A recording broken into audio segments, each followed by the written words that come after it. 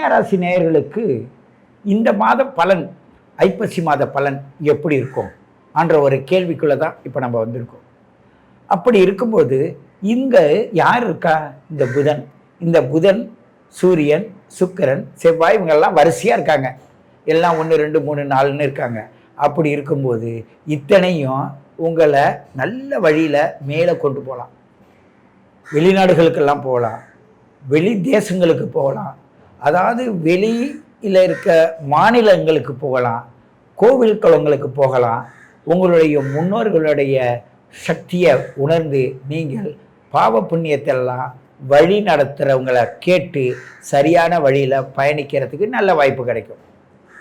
நீங்கள் பூமியில் இருக்கிறத விட பூமிக்கு மேலே பயணிக்கிற ஒரு வாய்ப்பு நிறைய கிடைக்கும். சில பேர் நீரில் பயணிப்பாங்க, சில பேர் பூமிக்கு மேலே காற்றில் பயணிப்பாங்க. அப்படிப்பட்ட சூழ்நிலை சிலருடைய நீரும் அந்த காற்றும் பயன்படும். ஏன்னு கேட்டால் அந்த கன்னியா ராசிக்கு இன்றைக்கி அப்படி தான் இருக்கும். கன்னியா லக்னமோ கன்னியா ராசியோ எந்த லக்னத்தில் பிறந்திருந்தாலும் அந்த லக்னாதிபதி எங்கே போய் நிற்கிறாரு, அந்த கண்ணியில் போய் நின்னா இதெல்லாம் அனுபவிப்பாங்க. ஆனால் உங்களுடைய date of birth, time of birth, place of பர்த்தில் நிர்ணயித்து நீங்கள் உருவாக்குறீங்கள உங்கள் ஜாதக அமைப்பு, அதுதான் இதை எப்படி அனுபவிக்கணும்னு தீர்மானிக்கும்.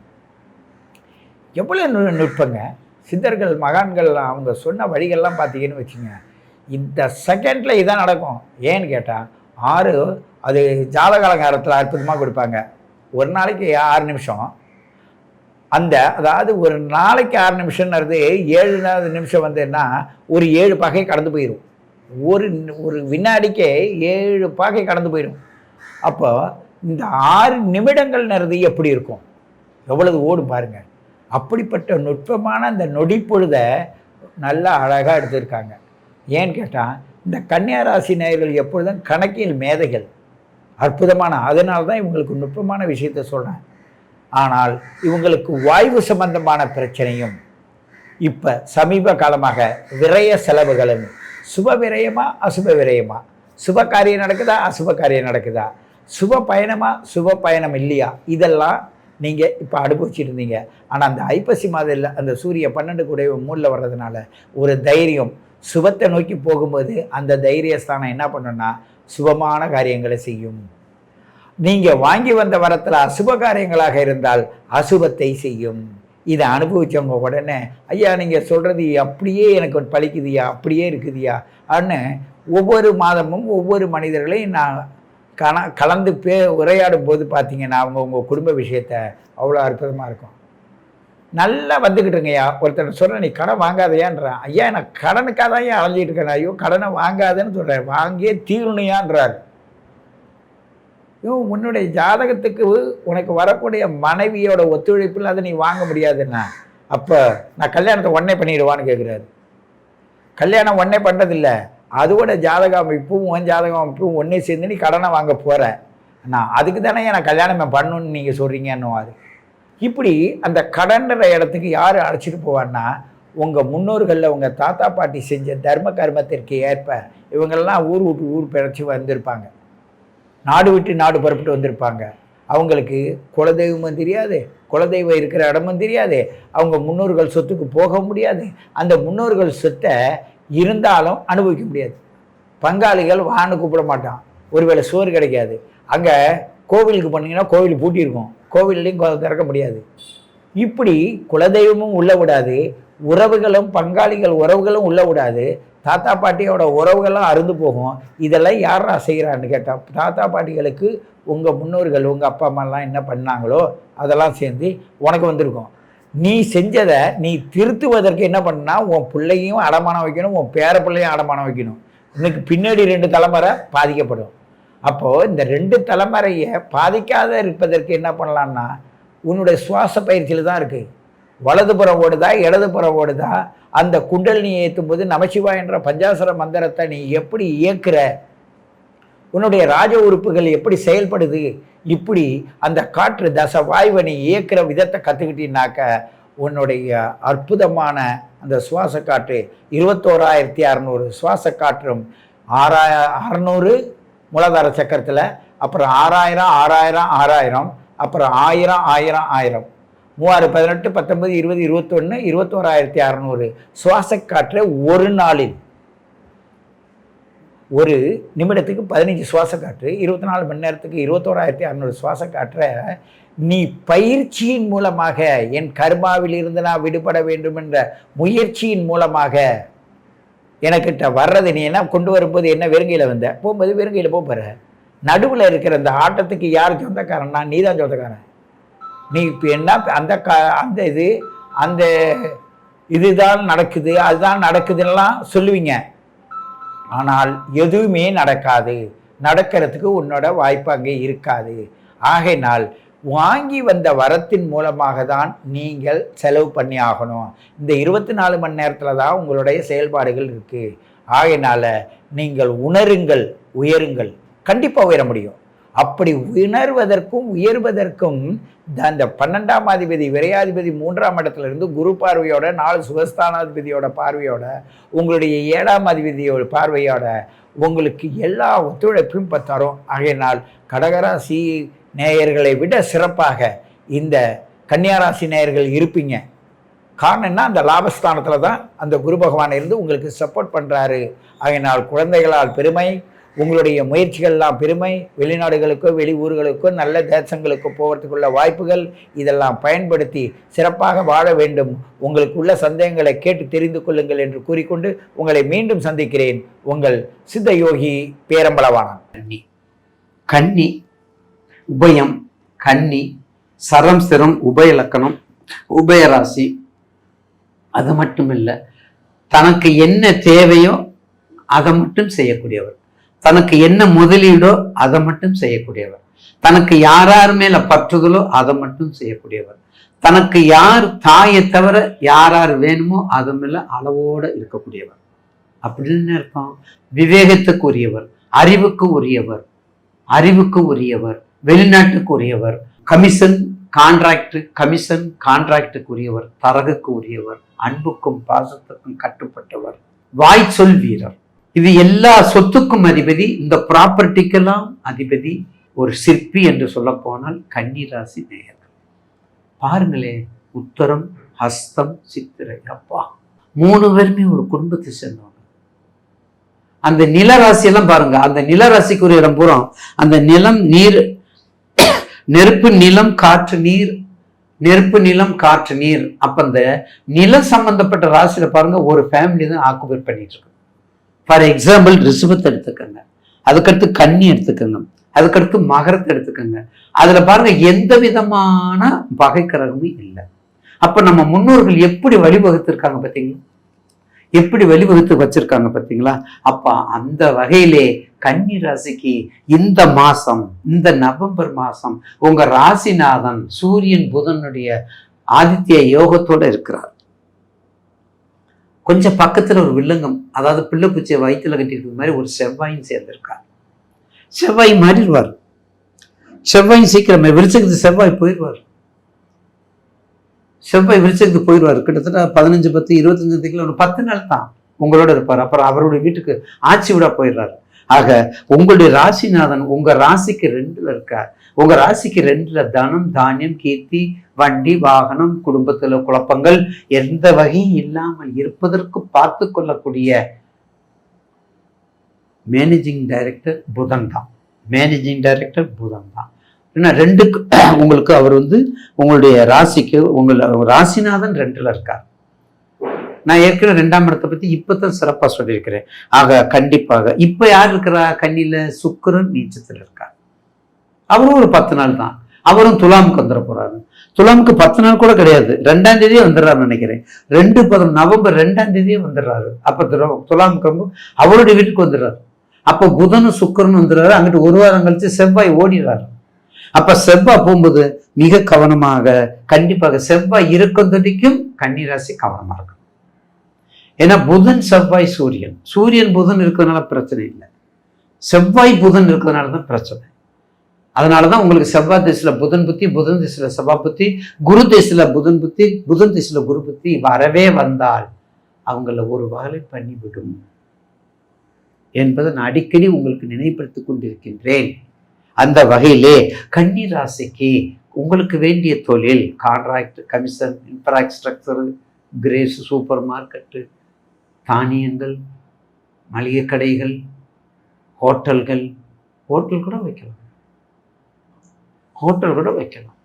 பேங்க்கு சம்மந்தப்பட்டது பார்த்தீங்களா? பேங்கிங் ஏஜென்சி, வெளிநாட்டுக்குரியது, ஏஜென்சிக்குரியது, கப்பலுக்குரியது, சப்மனுக்குரியது, இது எல்லாமே கன்னிராசிக்கு. கன்னிராசிக்காரங்க நினைச்சாங்கன்னா எதையுமே சாதிக்க முடியும். ஆனால் நினைக்க மாட்டாங்க. கன்னிராசி நினைக்க மாட்டாங்க, கேஷுவலாகவே இருப்பாங்க, எல்லாத்திலும் கேஷுவலாக இருப்பாங்க. அப்படி இருந்தால் நம்ம வாழ்க்கையில் எப்படி வாழ்க்கை எப்படி ஒரு பிடிப்பு வரும்? வாழ்க்கையில் எப்படி நம்ம வர்றது? அதனால கண்டிப்பாக உங்கள் ராசிக்கேற்ற தொல்லை நீங்கள் பண்ணிக்கோங்க. உங்கள் ராசிக்கேற்ற தொல்லை பண்ணிக்கோங்க. அதில் மாற்றுக்கத்தில் இந்த நவம்பர் மாதத்தில் என்ன, உங்கள் வீட்டில் இருந்து சனி 7ஆம் வரை பார்க்குறாரு. சனி 7ஆம் வரை பார்க்குறாரு. அப்போ 7ஆம் வரை பார்க்கும்போது கொஞ்சம் எச்சரிக்கையாக கணவன் மனைவி. ஏன்னா நான் ஏற்கனவே சொல்லியிருக்கிறேன், சொன்னது தான் சொல்லி கிளிப்பில் மாதிரி சொல்லியிருக்கிறேன். என்றைக்குமே உபயலக்கணம், உபயராசி, கணவன் மனைவி உறவு பனைமரத்தின் நிழல். உபயலக்கணம், உபயராசி, கணவன் மனைவி உறவு பனைமரத்தினுடைய நிழல், நிரந்தரமற்றது.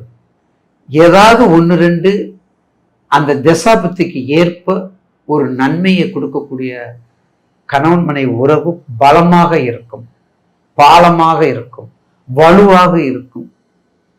அது இறைவன் கொடுத்த ஒரு வரமாக நம்ம கருத வேண்டும்.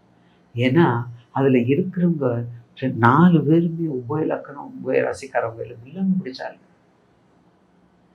பிடிச்சாரு. நீ சொல்லி நான் கேட்கணுமா?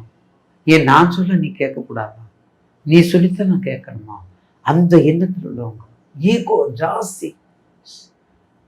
ஜாஸ்தி, பிரஸ்டீஜ் ஜாஸ்தி. வந்து பாரு, நானும் சம்பளம் வாங்குறேன், நீனும் சம்பளம் வாங்குறேன், இதில் என்ன இருக்குது? நீ ஒரு நாளைக்கு சமையல் பண்ணு, நான் ஒரு நாளைக்கு சமையல் பண்ணு, நீ ஒரு நாளைக்கு கடைக்கு போ, நான் ஒரு நாள் கடைக்கு போறேன். இந்த பாகுபாடெல்லாம் இந்த உபயலக்கம், உபயராசிக்கு தான் இருக்கும். அவங்களுக்கு அது சர்வசாதாரணமா இருக்கும். உபயலக்கணம், உபயராசிக்கு இது சர்வசாதாரணமா இருக்கும். அப்படிப்பட்ட கன்னிராசி நேயர்களுக்கு நிச்சயமாக இந்த நவம்பர் மாதம் ஒரு எச்சரிக்கையான மாசமாக, கொஞ்சம் தசாபுத்தியை பார்த்துக்கிட்டு, கொஞ்சம் ஏன்னா மழை காலங்கள், எல்லா கஷ்ட நஷ்டம் வரக்கூடிய நேரங்கள், இந்த நேரத்தில் படிப்பு, பிள்ளைகளுடைய படிப்பு, குழந்தைகளுடைய உறவுகள், வைத்திய செலவு, வயிறு வலி, இந்த மாதிரி வழியெல்லாம் வரும். இதெல்லாம் கவனித்து பார்த்துருந்தால் நிச்சயமாக நவம்பர் மாதம் மிக கவனமாக இருக்க வேண்டும். லட்சுமி நரசிம்மர் வழிபாடு கண்டிப்பாக பண்ண வேண்டும். பெருமாள் வழிபாடு கண்டிப்பாக பண்ணணும். பூமிநாதர் கோவில், பூவராகவன், இந்த மாதிரி பூமி சம்பந்தப்பட்ட கோவில், இந்த வழிபாடெல்லாம் நீங்க பண்ணிவாங்க, நம்பிக்கையோட பண்ணிவாங்க. கூட்டு பிரார்த்தனையும் பண்ணிக்கோங்க. 12 ராசிக்குமே கூட்டு பிரார்த்தனையும் பண்ணிக்கிட்டா வெற்றியை கொடுக்கும் என்பதுல மாற்று கருத்து அல்ல. எனவே தயவு செய்து கன்னிராசி நேயர்களுக்கு இந்த நவம்பர் மாசத்துல மிக கொஞ்சம் கவனத்தோடு, ஏன்னா உங்களுடைய குரு இல்லை, குருவை குருவும் பார்க்கல. அடுத்த விருச்சிகத்துக்கு வந்துட்டாரு குரு, 5ஆம் பார்வை விருச்சிகத்தை அதிசாரத்துல பார்க்கிறார். அதனால கொஞ்சம் கவனத்தோட இருப்பது அவசியம் என்பதில் மாற்று கருத்து அல்ல. கன்னிராசியில பிறந்தவங்களுக்கு சாதகமா இருக்க போகுதா அல்லது பாதகமா இருக்க போகுதான்றத பத்தி தான் இந்த காணொலியில இப்ப நம்ம பார்த்துட்டு இருக்கிறோம். அப்போ உங்க ராசியாதிபதி புதன் பகவான் பாத்தீங்க அப்படின்னா உங்க ராசிக்கு 3வது பாவகத்துல உட்கார்ந்துருக்கிறாரு. 3வது பாவகன்றது தைரியஸ்தானத்துல உட்கார்ந்துருக்கிறாரு. அப்ப தைரியஸ்தானத்துல உங்க ராசிக்கு அதிபதி உட்கார்ந்துருக்கிறார் அப்படின்னா கிட்டத்தட்ட இந்த மாசம் 10 தேதி வரைக்குமே அவர் உங்க ராசிக்கு 3வது பாவகத்துல தைரியஸ்தானத்துல அற்புதமா உட்கார்ந்துருக்கிறார். ஒரு மனிதருக்கு பார்த்தீங்கன்னா, அதாவது தைரியம் இருந்துட்டாவே இந்த உலகத்துல எது வேணாலும் சாதிச்சிடலாம். தைரியம் இருந்துச்சுன்னு வச்சுக்கோங்களேன், கடல்லையே குதிச்சா கூட நம்ம தப்பிச்சு வெளியில வந்துடலாம். தைரியம், தன்னம்பிக்கை இல்லை அப்படின்னா கிணத்துலயே குதிச்சா கூட நம்ம வெளியில வர முடியாது. ஒரு மனிதருக்கு முதல்ல என்ன வேணும்? தன்னம்பிக்கை வேணும். அந்த தன்னம்பிக்கை, தைரியம் தான் 3ஆம் இடம். அந்த தைரியஸ்தானத்துல தான் உங்க ராசிக்கு அதிபதி புதன் பகவான் உட்கார்ந்துருக்கிறார். அப்ப 10 தேதி வரைக்குமே நீங்க ஒரு இலக்கு வச்சிருப்பீங்க. அந்த இலக்கு அடையறதுக்கு உண்டான வாய்ப்பு இருக்குது. குறிப்பா கல்வி நல்லா இருக்கும். ஏன்னா கல்விக்கு அதிபதி புதன் தான். தைரியஸ்தானத்துல உட்கார்ந்துருக்கிறாருன்னா நிச்சயமா இந்த டைம் எல்லாம் ஸ்கூல் படிப்பு படிக்கிறவங்களுக்கு எல்லாம் நிச்சயமா ஓரளவுக்கு கைத்தட்டல், பாராட்டுகள், நல்ல ரேங்க் வாங்குறது, அதாவது நல்ல அந்த இடத்துல கல்வியில பெரும் மாற்றத்தை கொடுக்கக்கூடிய வாய்ப்பு கண்டிப்பா இருக்கு. அப்போ உங்களுக்கு வந்து பார்த்தா 10ஆம் தேதிக்கு மேல அவர் வந்து பார்த்தீங்கன்னா அடுத்தது 23ஆம் தேதி வரைக்கும் அதே விருச்சிக ராசியிலேயே புதன் பகவான் வக்ரமாகிறார். அப்ப அந்த மீண்டும் அந்த 13 நாள் இருக்கு பாத்தீங்களா, அந்த டைம்ல கொஞ்சம் குழப்பத்தை கொடுப்பார். ஏன்னா தைரியஸ்தானத்துல போய் வக்ரமாகும் போது இயல்புக்கு மாறாக அவர் வேலை செய்வார். நல்லது கொடுத்துக்கிட்டு இருந்தவர் கொஞ்சம் கஷ்டத்தை கொடுப்பார், சந்தோஷத்தை கொடுத்தவர் கொஞ்சம் தடை கொடுப்பார். ஏன்னா 10 தேதி வரைக்கும் அவர் இயல்பு நிலையில் இருக்கிறார், அதனால நல்லதை தான் கொடுப்பார். 10 தேதிக்கு மேல 23 தேதி வரைக்கும் அதே விருச்சிக ராசியில் வக்ரம் ஆகிறதுனால அந்த டைம்ல கொஞ்சம் பணம் பரிமாற்றங்கள் தடையாகும், தொழில் கொஞ்சம் தடையாகும், படிப்புல கவனம் கொஞ்சம் செதறும். ரெண்டாவது படிச்சுட்டு ஒரு விஷயத்த தொலாவிக்கிட்டு இருந்தோம் அப்படின்னா அது கொஞ்சம் தாமதம் பண்ணுவோம். வர மாதிரி இருக்கிற விஷயத்த கொஞ்சம் தாமதப்படுத்தி கொடுப்பான். அப்ப 23ஆம் தேதிக்கு மேல பார்த்தீங்க அப்படின்னா அதே புதன் பகவான் விருச்சிக ராசியிலிருந்து மீண்டும் பின்னோக்கி நகர்ந்து வரார், துளாராசிக்கு வரார். விருச்சிகத்திலிருந்து துளாராசிக்கு வரார். 7 நாள் வந்து துளாராசியில் உட்காரார், 23 தேதியிலிருந்து 30 தேதி வரைக்கும். அப்ப அந்த 7 நாள் பார்த்தீங்கன்னா துளாராசியில் வந்து உட்காந்துருவார். அப்போ உங்களுக்கு வந்து பார்த்தீங்கன்னா எத்தனாம் இடத்துல உட்காராரு? 2ஆம் இடத்துல உட்காராரு. தைரியஸ்தானத்தில் இருக்கக்கூடிய புதன் பகவான் 2ஆம் இடம் வந்து தனஸ்தானத்தில் வந்துடுவார். அந்த காலகட்டம் பாருங்க, உங்களுக்கு வந்து தனம் கண்டிப்பா நல்லா இருக்கும். தனம்னா பணம். அப்போ உங்களுக்கு 4 காசு வீட்டில் மிச்சம் வைக்கும். வீடு ஃபுல்லா காசு இருந்த காலம் போய் வீட்டில் 4 காசு எங்க இருக்குமோ தொலாவிக்கிட்டு இருக்கக்கூடிய கன்னிராசிக்காரங்களுக்கு அந்த குறிப்பா அந்த 7 நாளைக்கு ஒரு இடம் விற்கணும்னு நினைச்சா வித்துப்படுவீங்க, ஒரு இடம் வாங்கணும்னு நினைச்சா வாங்கிடுவீங்க. தொழில் ரீதியாக மாற்றங்கள் ஏற்படும், வராத காசு கூட நமக்கு வரும். அப்போ ஒரு சில விஷயங்கள் நமக்கு நல்லது நடக்கும். நான் சொல்றது 23 தேதியிலிருந்து 30 தேதி வரைக்கும். ஏன்னா உங்களுக்கு தனஸ்தானத்துக்கு வந்துடுறாரு உங்க ராசிக்கு அதிபதி. ஏன்னா உங்க ராசிக்கு அதிபதி புதன் யாரு தெரியுங்களா? ஞானக்காரகன். ஏதோ ஒரு வகையில யோசனை பண்ணுவார், திங்க் பண்ணுவார், ஆராய்ச்சி பண்ணுவார். எது பண்ணா நம்ம காரியம் சக்சஸ் ஆகும், எது செஞ்சா நம்ம காரியம் நடக்கும், அப்ப யோசனை பண்ணுவார். அப்ப இந்த யோசனை பண்ணக்கூடிய காலகட்டத்தில் அந்த காரியம் நிச்சயம் உங்களுக்கு சக்சஸ் ஆகும். நீங்க மைண்ட்ல வச்சுக்கோங்க, 10 தேதி வரைக்கும் சூப்பரா இருக்குது, 10ல இருந்து 23 தேதி வரைக்கும் 13 நாளைக்கு நல்லா இல்லை, அடுத்தது வந்து 23 தேதியில இருந்து 30 தேதி வரைக்கும் 7 நாள் சூப்பரா இருக்கும். சரிங்களா? அதே சமயத்துல பாத்தீங்கன்னா உங்களுக்கு 2ஆம் இடம் தனஸ்தானத்துக்கும் 9ஆம் இடம் பாக்கியஸ்தானத்துக்கும் அதிபதி யாருன்னா சுக்கிரன் தான். அப்போ உங்களுக்கு தனஸ்தானத்துக்கு அதிபதி உங்க வீட்டுல தான் வந்து சுக்கிரன் போய் இப்ப நீச்சம் அடைஞ்சு உட்காந்துருக்கிறாரு. கிட்டத்தட்ட ஒரு மாச காலமாவே ரொம்ப போராட்டம், குறிப்பா கணவன் மனைவிக்குள்ளார போராட்டம், தாய் தந்தைகளுக்குள்ளார சங்கடம், காசு பணத்தினால பிரச்சனை, தொழில் முடங்கி போச்சு, வேலை நீங்களே விடுற மாதிரி ஆயிருச்சு, இல்ல வேலை பறி போயிருக்கலாம், மொத்தத்துல வேலையில பிரச்சனை, வேலை செஞ்சும் வளர்ச்சி இல்லாம இருக்குது, உழைப்புக்கு தகுந்த உயர்வு இல்லாம, வயசுக்கு தகுந்த வளர்ச்சி இல்லாம ஏதோ ஒரு சுச்சுவேஷன்ல போராடிட்டு இருப்பீங்க. அப்படி இருக்கக்கூடிய கன்னிராசிக்காரங்களுக்கு நிச்சயமா நான் சொல்றது என்னன்னா 2ஆம் தேதி அன்னைக்கு உங்க தனஸ்தானத்துக்கு அதிபதி யாருன்னா சுக்கிரன் தான். அந்த தனஸ்தானத்துக்கு அதிபதி உங்க ராசியில் இருந்து அவர் என்ன பண்றாருன்னா 2ஆம் இடம் அவர் சொந்த வீட்டுக்கே போறாரு, துளாராசிக்கே போறாரு. துளாராசிக்கு அதிபதி துளாராசிக்கே போய் உட்கார்றாரு. 24 நாள் அவர் தன் சொந்த வீட்டுல போய் உட்காந்துருவார். அற்புதமா இருக்கும். 2ஆம் இடம்ன்றது தனஸ்தானம் மட்டும் இல்லை, குடும்பஸ்தானம், வாக்குஸ்தானம், கல்விஸ்தானம். அப்ப கல்வியில பெரும் மாற்றம் நடக்கும். 2வது வந்து பார்த்துட்டீங்கன்னா இன்னைக்கு வாக்கு கொடுத்த வார்த்தை காப்பாத்திடுவீங்க.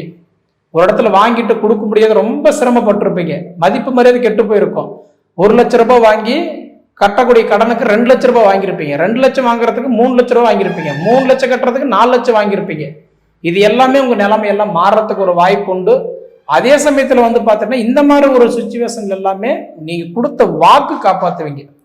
2ஆம் இடத்துல வந்து பார்க்கும்போது சுக்கிரன் ஆட்சியா உட்காந்து, அடுத்தது வந்து பார்க்கும்போது நாங்க சொல்றது 26ஆம் தேதி அன்னைக்கு அவர் துலா ராசியிலிருந்து விருச்சிக ராசிக்கு போயிடுவார். அப்ப தைரியஸ்தானத்துக்கு போயிடுவார்.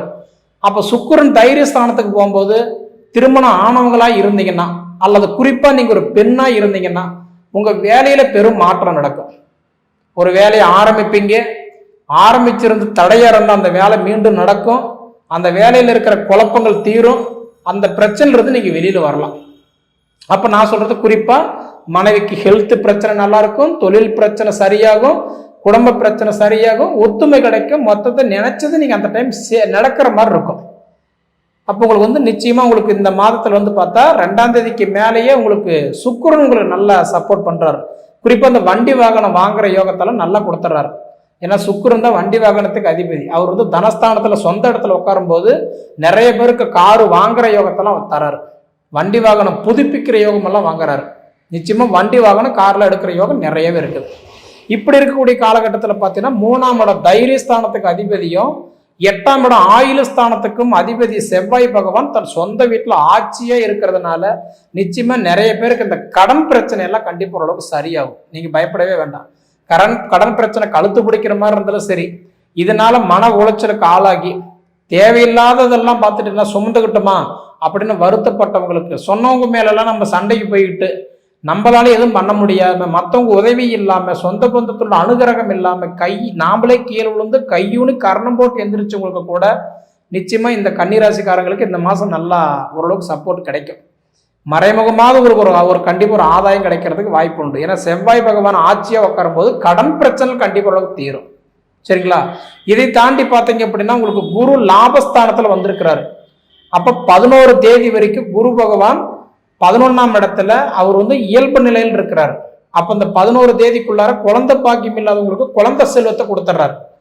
ஏன்னா குரு பார்த்தா கோடி நன்மை. அப்ப புத்திர பாக்கியத்துக்கு அதிபதி யாருன்னா குரு தான். அப்ப புத்திர பாக்கியத்தை கொடுத்துட்றாரு. 11 தேதிக்குள்ளாரே கொடுத்துட்றாரு. 11 தேதிக்கு மேல பார்த்தீங்க அப்படின்னா குரு பகவான் நவம்பர் 30 வரைக்கும் என்ன பண்ணிடுறாரு, வக்கரத்துக்கு போயிடுறாரு. அந்தாண்ட ஒரு 20 நாளைக்கு குரு வக்கரத்துக்கு போயிடுவார். எப்படி பார்த்தாலும் உங்களுக்கு 11ஆம் இடத்துல குரு உட்கார்றதுனால நிச்சயமாவே உங்களுக்கு புத்திர பாக்கியம் கொடுக்கும், திருமண தடைகள் விலகும். ரெண்டாவது பார்த்தோம்னா இன்னைக்கு மண்மனை சார்ந்த விஷயங்கள் உங்களுக்கு ஓரளவுக்கு நல்லா இருக்கும். காதல் விவகாரம் எல்லாம் கண்டிப்பா உங்களுக்கு காதல் விவகாரம் எல்லாம் ஓரளவுக்கு கை கொடுக்கும். அந்த காதல் விவகாரம் தடை விலகும், இருக்கிற தடையெல்லாம் விலகிறோம். நான் பேசிக்கிட்டு இருந்தேங்க, நட்பாக தான் இருந்தேன், பழகிட்டு இருந்தேன், அதெல்லாம் செட் ஆகலை அப்படின்னா இப்போ ஓரளவுக்கு செட் ஆகும். அதே சமயத்தில் பார்த்தோன்னா நான் என் வீட்டுக்கு பிடிக்காத பிள்ளையா இருக்கிறேங்க, என்னை சுற்றி இருக்கிறவங்கள என்னை யாரும் மதிக்கிறது இல்லை, கிட்டத்தட்ட நான் நல்லா தான் ஒரு காலத்தில் இருந்தேன், ஆனால் இன்னைக்கு எனக்கு மதிக்காத இடத்துல போயிட்டுன்றீங்களா, நிச்சயமா அந்த மதிப்பு மரியாதை உங்களை தேடி வரும். ஏன்னா லாபஸ்தானத்தில் குரு இருக்கிறாரு, நிச்சயமா உங்களுக்கு நல்லது நடக்கும். சரிங்களா? இது போக சனி பகவான் உங்களுக்கு 7ஆம் இடத்துல இருக்கிறாரு. திருமணத்துக்கு சனி பகவான் நிச்சயம் சப்போர்ட் பண்றாரு. 28 தேதி வரைக்குமே சனி பகவான் வக்கரத்தில் இருக்கிறதுனால என்ன இப்போ உங்களுக்கு கண்டக சனி நடக்குது. அதனால 28 தேதி வரைக்குமே உங்களுக்கு நல்லது தான் கொடுப்பார். சனி பகவான் கெட்டதை கொடுத்தவங்களுக்கு எல்லாத்துக்குமே இந்த 28 தேதி வரைக்கும் நல்லது தான் கொடுப்பார். அப்ப 28ஆம் தேதிக்கு மேல சனி பகவான் வக்கரத்திலிருந்து நிவர்த்தி அடைஞ்சு இயல்பு நிலைக்கு போறாரு. அப்படி இயல்பு நிலைக்கு போயிட்டாருன்னா அப்ப என்ன பண்ணுவாருன்னா யாருக்கு முன்ன கஷ்டத்தை கொடுத்துக்கிட்டு இருந்தாரோ அவங்களுக்கெல்லாம் மீண்டும் கஷ்டம் கொடுக்க ஆரம்பிச்சிருவார். அப்போ உங்களுக்கு கண்டக சனி இல்லையா, கஷ்டம் கொடுத்துட்டு இருந்தார் இல்லையா, 28 தேதிக்கு மேல மீண்டும் இயல்பு நிலைக்கு வரும்போது நீங்க வண்டி வாகனத்துல, போக்குவரத்துல, குடுக்கல் வாங்கல, வியாபார தேவையில்லாத விஷயங்களை இன்வால்வ் ஆகக்கூடாது. எது தேவை எது தேவையில்லை அது நீங்க புரிஞ்சு நடந்துகிட்டீங்கன்னா உங்களுக்கு எந்த பாதிப்பு கிடையாது. அது போக பார்த்தா சூரியன் உங்க வீட்டுல 2வது வீட்டுல அவர் நீச்சம் அடைஞ்சிருக்கிறார் இல்லையா, 16 தேதி வரைக்குமே அவர் நீச்சத்துல தான் இருப்பாரு. ராஜபங்கம் நீச்ச யோகத்தை அடைஞ்சிருக்கிறாரு. 16 தேதிக்கு மேல பாத்தீங்கன்னா அந்த சூரியன் நீச்சத்திலிருந்து வெளியில துலா ராசியிலிருந்து விருச்சிக ராசிக்கு போயிட்டார் அப்படின்னா கண்டிப்பா உங்களுக்கு ஓரளவுக்கு தொழில் ரீதியான சப்போர்ட் எல்லாம் கண்டிப்பா பண்ணுவார். சூரியன் பார்வைப்படும் போது என்ன பண்ணுவார்னா நமக்கு நல்ல பிரகாசமான ஒரு யோகத்தை கொடுக்குறாரு. சொல்றாங்கல்ல, எவ்வளவு கடன்லையும் இந்த மனுஷன் பாடுறா, எவ்வளவு தைரியமா இருக்கிறாரு, இந்த வயசாகி கூட இவர் பாருங்க இவ்வளவு ஒரு தெம்பா இருக்கிறாரு, இவ்வளவு குழப்பத்திலுமே இந்த மனசு நல்லா அழகா இருக்கிறார், லட்சணமா இருக்கிறார். அந்த மாதிரி எவ்வளவு கஷ்டம் இருந்தாலும் நம்மளுடைய அந்த முக பாவனை, இந்த முகம் தோற்றம், இது எல்லாமே உங்களுக்கு ஓரளவுக்கு நல்லா இருக்கும். 16 தேதிக்கு மேல 1000 கஷ்டங்கள் இருக்கும். ஆனா நீங்க எதுக்குமே சலிச்சவங்க அல்ல அப்படின்ற மாதிரி அந்த பிரகாசத்துல வந்துடுவங்க. அந்த பிராப்தம் உங்களுக்கு இருக்குது. புரியுதுங்களா? கன்னிராசிக்காரங்களுக்கு எப்படி பார்த்தாலுமே எனக்கு தெரிஞ்சு இந்த நவம்பர் மாசம் சூப்பரா தான் இருக்குது. ஏன்னா குரு உங்களுக்கு 11ஆம் இடத்துல லாபஸ்தானத்துல வந்திருக்கிறாரு. அதே மாதிரி செவ்வாய் பகவான் தைரியஸ்தானத்துக்கு அதிபதி தைரியஸ்தானத்தில் இருக்கிறாரு. கல்வி ஸ்தானத்துக்கு அதிபதி புதன் பகவான் 3ஆம் இடத்துல இருக்கிறாரு. அதே மாதிரி சுக்கிர பகவானும் தன் சொந்த வீட்டுக்கு போயிட்டாரு. இந்த காலகட்டம் எல்லாம் நிச்சயமாவே கன்னிராசிக்காரங்களுக்கு சூப்பரா இருக்குது. நீங்க இதை அனுபவிச்சு பார்த்து சொல்லுங்க. சரிங்களா? சரி நேயர்களே, உங்க பொன்னான நேரத்தை ஒதுக்கி எவ்வளவு நேரம் என்னோட காணொலியை நீங்க முழுமையா பார்த்ததுக்கு மனசுல இருந்து கேட்டுக்கிறேனுங்க. நன்றி.